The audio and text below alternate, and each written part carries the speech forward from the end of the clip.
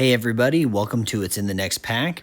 And in this episode, we're going to do something a little different. We're going to just kind of show how I go about putting my personal collection away, how I organize my cards and all that sort of thing. So we ripped through these Bloomburrow packs. We got all the cards we were looking for, and it's time to put them away. So this is the process, and I hope you enjoy the ride as we go through this. So I don't know how many of you have watched Brooklyn Nine-Nine. It's a hilarious show. But Captain Holt, if you're familiar with the character, he's a very literal character. And in one of the episodes, he says, "I love tedium, but I hate monotony." And that's what this is for me. This is tedious stuff. You separate it by color, but it's not monotonous. It's fun. You go through this process and you're separating all the cards, and you separate them as Magic the Gathering and Wizards of the Coast separate them. You separate them by white, blue, black, red, multicolor, artifact, colorless, etc. And you break it down that way. So that's what we're doing here. As we get to this section, I'm doing white. Usually I actually break it down by commons and uncommons, and I've never recorded myself doing this. So here I'm actually getting flustered because I have commons and uncommons and rares mixed, and so it becomes a lot of cards that you're separating. And I fix my process here as I switch colors. But here in white, I was getting myself like, what am I even looking at here? So here we go. They're getting separated. We're getting it together. And in the next colors, I get it figured out. So, we're separating them here. They're literally numbered. So it goes, 1 at the top left corner there, to 9, to 18, etc. So we're throwing in white. It's a good time. So like I was saying, I learned my lesson as I did white. So here I'm actually separating them via commons, uncommons, rares. So there's a commons section. Boom, that's what we start with first. So separate all these commons. You're going to get a lot more duplicates there. For those of you wondering, I actually separate them because Magic has a rule where there's 4 cards of the same card per deck is what's allowed. I literally will put 4 copies together, and any more than that goes into my bulk pile. So here we go. We separate them. We're putting the commons in first.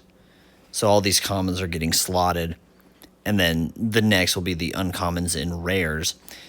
It's a lot easier. Like I said, when I did the white, it was a struggle because I had the commons and rares mixed with the commons, and it becomes just way too much, and you're just looking around at it that way. We move on to black here, but it doesn't matter the color, whether it's white, blue, black. Magic does it where it's literally alphabetical order. So as I'm separating these things, I'll grab them, and I try to do my best to be A, B, C, D, E, whatever. But they're not perfect, but it doesn't matter as long as it's close enough that when you're putting them in this binder section here, it's not too much of a struggle to go from, card 145 back to 143 to 144, etc. But that's how you put them in. So then it's a process here where this is the most streamlined way that I have come across to organizing my cards. And if any of you have a more streamlined way than what I'm doing, please comment below. So yeah, just as we continue here, we're in this red section.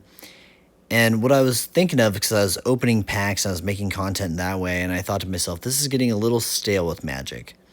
It's different for Pokemon and football as, ripping these things open and finding the hits are exciting. And it's just as exciting to do that with Magic, but I play Magic. I don't play Pokemon.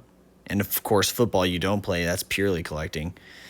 So when it comes to this game, I thought, let's make content where we talk about mechanics. We talk about how this game works. And so that's why I started with this video. How do you separate your cards? How do you get them in a way that is the easiest for you to deck build?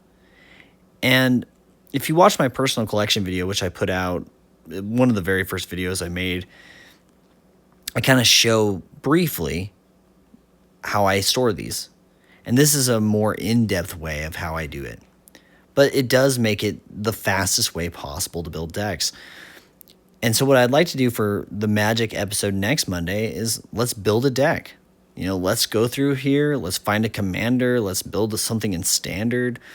It's going to be a blast. I can't wait to share the love of Magic the Gathering with you guys as we rip through these packs, as we look through these cards, and we find best and coolest combinations to decimate our opponents.